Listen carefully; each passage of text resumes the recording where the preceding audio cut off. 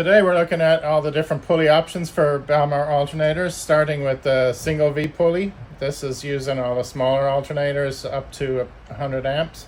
It's got a deep V and can accommodate a belt up to a half an inch wide. You can't use a bigger alternator with this pulley. The surface area will only allow it to transfer about the equivalent of 100 amps worth of power.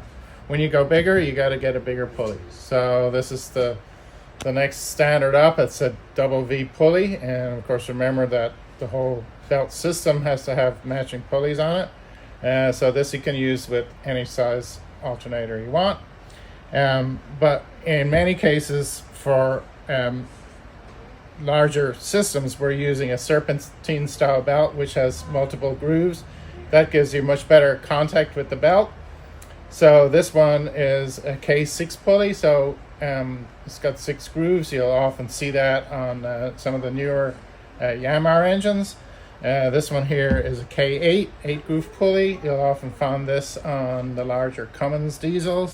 And the Balmar kits that have pulley conversion kits use, for the most part, this one, which has 10 grooves in it. And of course the traction and surface area that comes in contact with this pulley and the belt gives you the best performance.